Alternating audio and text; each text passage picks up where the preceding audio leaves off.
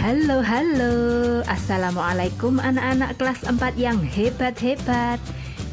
Jumpa kembali bersama Bu Maya. Bagaimana kabarnya hari ini? Tetap semangat dong ya. Dan jangan lupa bahagia. Untuk pertemuan kali ini, kita akan belajar bersama materi kelas 4, tema 1, subtema 3, pembelajaran yang pertama. Oke, yuk kita mulai belajar bersamanya. Sebelum belajar bersamanya kita mulai, Bu Maya akan membacakan tujuan pembelajaran kita hari ini. Yang pertama, siswa dapat mengidentifikasi gagasan pokok dan gagasan pendukung dari teks lisan. 2. Siswa dapat menceritakan pengalaman menghargai makanan tradisional. Yang ketiga, siswa dapat mengidentifikasi sifat-sifat bunyi memantul dan menyerap.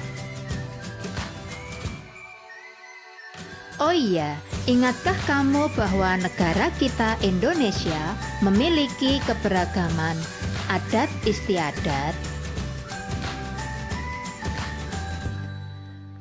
makanan, permainan tradisional,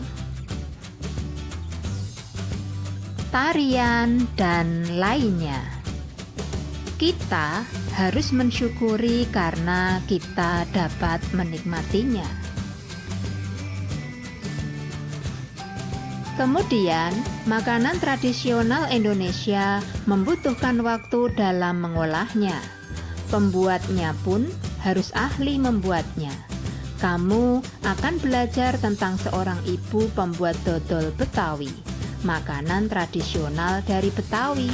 Dengarkanlah Bu Guru bercerita, lalu tulislah gagasan pokok dan gagasan pendukungnya pada diagram yang telah disediakan di buku paketmu. Nah, di pelajaran sebelumnya kalian sudah diajari cara mencari gagasan pokok dan gagasan pendukung, maka kalian pasti bisa. Sebelum ceritanya dimulai, siapkan diri, konsentrasi. Dodol Betawi Mak Salmah. Paragraf yang pertama. Sebentar lagi kota Jakarta berulang tahun.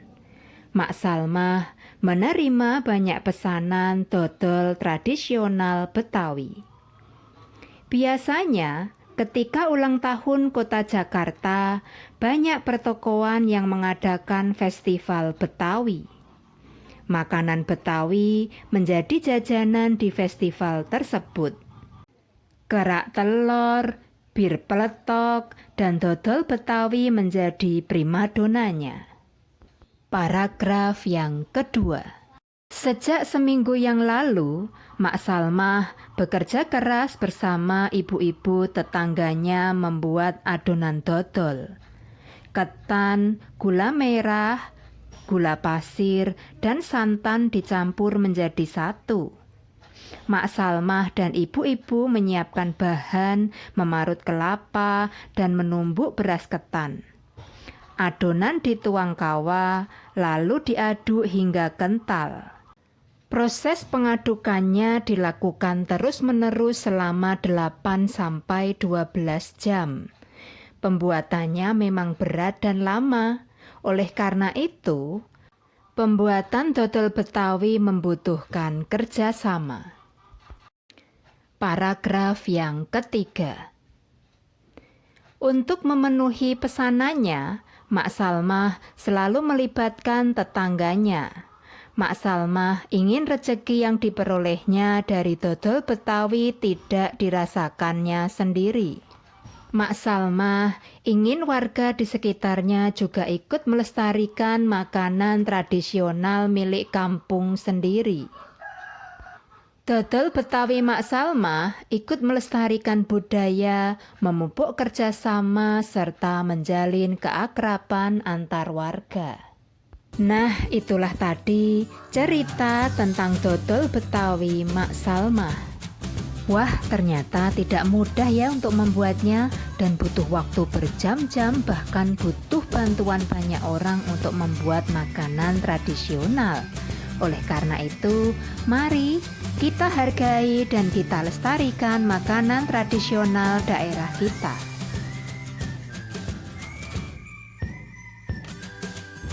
Untuk selanjutnya, bukalah buku paketmu halaman 130 sampai 132. Nah, dari cerita yang Bu Guru ceritakan tadi, silahkan identifikasilah gagasan pokok dan gagasan pendukungnya. Lalu tuliskan hasilnya di buku paketmu. Oh iya, apakah kamu juga ada makanan tradisional yang kamu sukai? Makanan apa yang kamu sukai? Kalau Siti suka sekali makan nasi uduk dengan irisan bawang goreng dan telur dadar. Itu makanan tradisional Betawi. Nah, berikut makanan khas beberapa daerah di Indonesia. Yang pertama, sego jamblang dari Cirebon, Jawa Barat. Nasi pecel dari Madiun, Jawa Timur. Sego kerawu dari Gresik, Jawa Timur.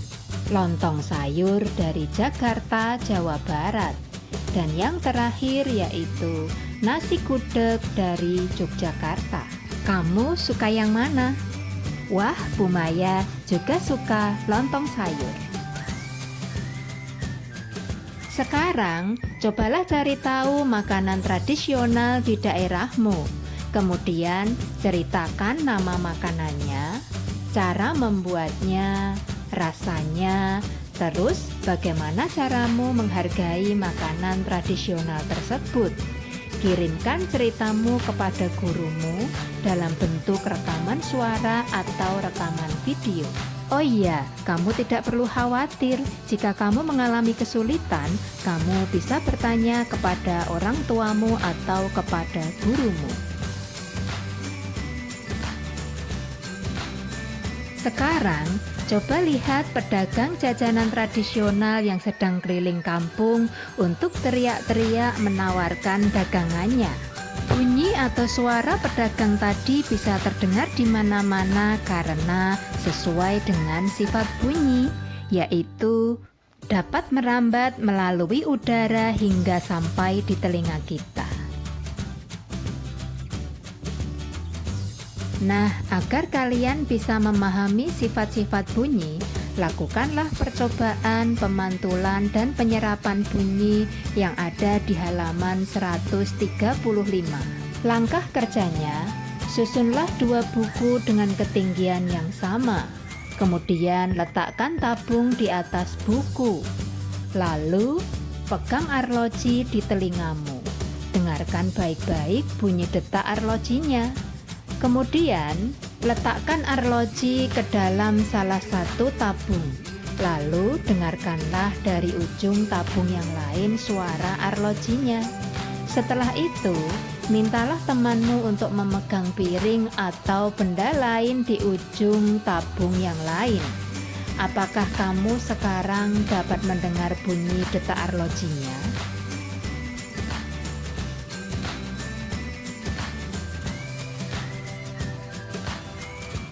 Lalu jawablah pertanyaan di buku paketmu halaman 135 sampai 136. Dan tuliskanlah hasil laporan percobaanmu di halaman 137. Kamu tidak perlu khawatir jika kamu mengalami kesulitan, kamu bisa bertanya kepada orang tuamu atau kepada gurumu. Dan kamu pasti bisa. Yeay, alhamdulillah hari ini kita telah selesai belajar bersama tentang materi tema 1, subtema 3 pembelajaran yang pertama. Bagaimana? Apakah kalian sudah mengerti? Wow, bagus sekali. Kalian memang luar biasa. Oke, jangan lupa like dan subscribe ya. Dan sampai jumpa di pertemuan yang berikutnya. Terima kasih. Wassalamualaikum. Bye.